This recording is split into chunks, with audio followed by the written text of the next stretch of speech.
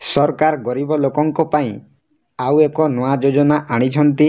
ସେହି ଯୋଜନାଟିର ନାମ ହେଲା ଅନ୍ତୋଦୟ ଗୃହ ଯୋଜନା।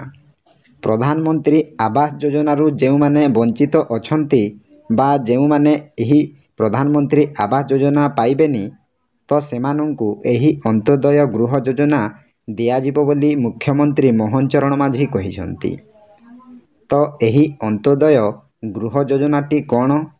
ଏହି ଅନ୍ତୋଦୟ ଗୃହ ଯୋଜନା କେଉଁମାନଙ୍କୁ ମିଳିପାରିବ ଏବଂ ଏହି ଯୋଜନାରେ କେତେ ଲକ୍ଷ ଟଙ୍କା ସରକାର ଦେବେ ଏବଂ ଏହା କେଉଁପରି ଭାବରେ ନିର୍ମାଣ କରାଯିବ ସବୁ ଡିଟେଲ୍ସ ମୁଁ ଆପଣମାନଙ୍କୁ ଏହି ଭିଡ଼ିଓ ମାଧ୍ୟମରେ କହିବି। ଭିଡ଼ିଓକୁ ସ୍କିପ୍ ନକରି ଲାଷ୍ଟ ପର୍ଯ୍ୟନ୍ତ ଦେଖନ୍ତୁ ଏବଂ ଆପଣମାନଙ୍କୁ ଗୋଟିଏ ଅନୁରୋଧ, ଭିଡ଼ିଓକୁ ଗୋଟିଏ ଲାଇକ୍ କରନ୍ତୁ ଏବଂ ମୋ ଚ୍ୟାନେଲକୁ ପ୍ରଥମେ ଆସିଥିଲେ ଗୋଟିଏ ସବସ୍କ୍ରାଇବ୍ କରି ଅଲ୍ ନୋଟିଫିକେସନକୁ ଅନ୍ କରନ୍ତୁ। ଫଳରେ ଏହିପରି ହେଲ୍ପଫୁଲ୍ ନୂଆ ନୂଆ ଭିଡ଼ିଓ ଆପଣମାନଙ୍କଠାରେ ପ୍ରଥମେ ପହଞ୍ଚିବ। ତ ଏହି ଅନ୍ତୋଦୟ ଗୃହ ଯୋଜନା ପେପର ମାଧ୍ୟମରେ ପ୍ରକାଶ ପାଇଛି। ତ ଆପଣମାନଙ୍କୁ ମୁଁ ଏହି ଅନ୍ତୋଦୟ ଗୃହ ଯୋଜନା ବିଷୟରେ ସବୁକିଛି ଆପଣମାନଙ୍କୁ ଡିଟେଲ୍ସ କହିବି। ତ ଡେରି ନକରି ଚାଲନ୍ତୁ ଭିଡ଼ିଓକୁ ଷ୍ଟାର୍ଟ କରିବା। ସମାଜର ଦୁର୍ବଳ ବର୍ଗର ଲୋକମାନଙ୍କୁ ପକ୍କା ଘର ମିଳିବ। ଏଥିପାଇଁ 1,20,000 ଟଙ୍କା ମିଳିବ। ସେମାନଙ୍କ ଜୀବନ ଧାରଣର ମାନ ପରିବର୍ତ୍ତନ କରିବା ଅନ୍ତୋଦୟ ଗୃହ ଯୋଜନାର ମୂଳ ଲକ୍ଷ୍ୟ ବୋଲି କହିଛନ୍ତି ମୁଖ୍ୟମନ୍ତ୍ରୀ। ଦେଖନ୍ତୁ, ସମାଜର ଦୁର୍ବଳ ବର୍ଗର ଲୋକମାନଙ୍କୁ ବା ଗରିବ ଶ୍ରେଣୀର ଲୋକମାନଙ୍କୁ ପକ୍କା ଘର ମିଳିବ। ଏଥିପାଇଁ 1,20,000 ଟଙ୍କା ମିଳିବ। ଦେଖନ୍ତୁ ଆଜ୍ଞା, ଏହି ଅନ୍ତୋଦୟ ଯୋଜନାରେ 1,20,000 ଟଙ୍କା ଗରିବ ଶ୍ରେଣୀର ଲୋକମାନଙ୍କୁ ମିଳିବ। ତାପରେ ସେମାନଙ୍କ ଜୀବନ ଧାରଣର ମାନ ପରିବର୍ତ୍ତନ କରିବା ଅନ୍ତୋଦୟ ଗୃହ ଯୋଜନାର ମୂଳ ଲକ୍ଷ୍ୟ ବୋଲି କହିଛନ୍ତି ମୁଖ୍ୟମନ୍ତ୍ରୀ ମୋହନ ଚରଣ ମାଝୀ। ତାପରେ ଆଜି ରାଜ୍ୟ କ୍ୟାବିନେଟରେ 11ଟି ପ୍ରସ୍ତାବ ଉପରେ କ୍ୟାବିନେଟ ମୋହର ବାଜିଛି। ମୁଖ୍ୟମନ୍ତ୍ରୀ ମୋହନ ଚରଣ ମାଝୀ ଘୋଷଣା କରିଛନ୍ତି ଅନ୍ତୋଦୟ ଗୃହ ଯୋଜନା। ଦେଖନ୍ତୁ ଆଜ୍ଞା, ଆଜି ରାଜ୍ୟ କ୍ୟାବିନେଟରେ 11ଟି ପ୍ରସ୍ତାବ ଉପରେ ସରକାର ମୋହର ମାରିଛନ୍ତି।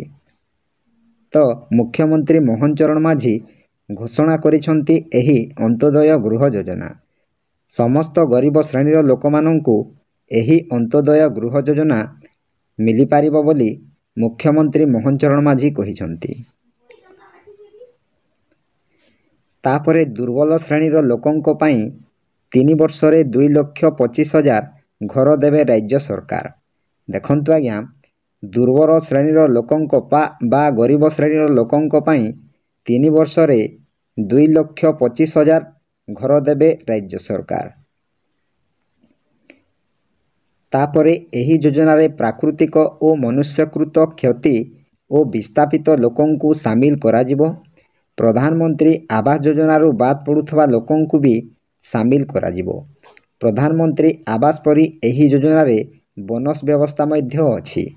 ଦେଖନ୍ତୁ, ଏହି ଯୋଜନାରେ ପ୍ରାକୃତିକ ଓ ମନୁଷ୍ୟକୃତ କ୍ଷତି ବା ବିସ୍ଥାପିତ ଲୋକଙ୍କୁ ସାମିଲ କରାଯିବ। ତାପରେ ପ୍ରଧାନମନ୍ତ୍ରୀ ଆବାସ ଯୋଜନାରୁ ବାଦ ପଡ଼ୁଥିବା ଲୋକ ମଧ୍ୟ ଏହି ଯୋଜନାରେ ସାମିଲ କରାଯିବ ବୋଲି କହିଛନ୍ତି ମୁଖ୍ୟମନ୍ତ୍ରୀ। ତାପରେ ପ୍ରଧାନମନ୍ତ୍ରୀ ଆବାସ ପରି ଏହି ଯୋଜନାରେ ବୋନସ ଟଙ୍କା ମଧ୍ୟ ଅଛି। ତ ସେହି ବୋନସଟି କେତେ ମାସରେ ଏହି ଅନ୍ତୋଦୟ ଗୃହ ଯୋଜନାଟି ଆପଣମାନେ ସାରିପାରିବେ ମୁଁ ଆପଣମାନଙ୍କୁ ଏହି ଭିଡ଼ିଓ ମାଧ୍ୟମରେ କହିବି। କେତେ ମାସ ଭିତରେ ଆପଣମାନେ ଯଦି ଘରଟି ସାରିଦେବେ ତାହେଲେ ଆପଣମାନଙ୍କୁ ବୋନସ ମିଳିବ, ତାହା ମଧ୍ୟ ମୁଁ ସବୁ ଏହି ଭିଡ଼ିଓ ମାଧ୍ୟମରେ ଆପଣମାନଙ୍କୁ ଡିଟେଲ୍ସ କହିବି। ତାପରେ ଅନ୍ତୋଦୟ ଗୃହ ଯୋଜନାରେ ପ୍ରଥମ କିସ୍ତି ପାଇବାର 4 ମାସ ଓ 6 ମାସ ମଧ୍ୟରେ ଗୃହ ନିର୍ମାଣ କାର୍ଯ୍ୟ ସମାପ୍ତ କରୁଛନ୍ତି। ସେମାନଙ୍କୁ ଯଥାକ୍ରମେ 20,000 ଟଙ୍କା ଏବଂ 10,000 ଟଙ୍କାର ପ୍ରୋତ୍ସାହନ ରାଶି ପ୍ରଦାନ କରିବାର ବ୍ୟବସ୍ଥା ରହିଛି।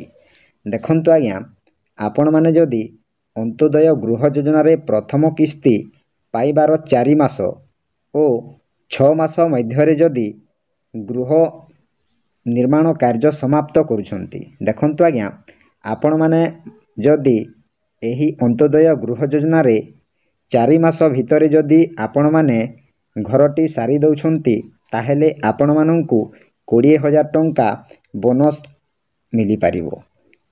ଯଦି ଆପଣମାନେ ଏହି ଅନ୍ତୋଦୟ ଗୃହ ଯୋଜନାରେ 6 ମାସ ଭିତରେ ଯଦି ଆପଣମାନେ ସାରୁଛନ୍ତି ତାହେଲେ ଆପଣମାନଙ୍କୁ 10,000 ଟଙ୍କା ବୋନସ୍ ଆକାରରେ ମିଳିପାରିବ। ତ ଏହା ମୁଖ୍ୟମନ୍ତ୍ରୀ କହିଛନ୍ତି।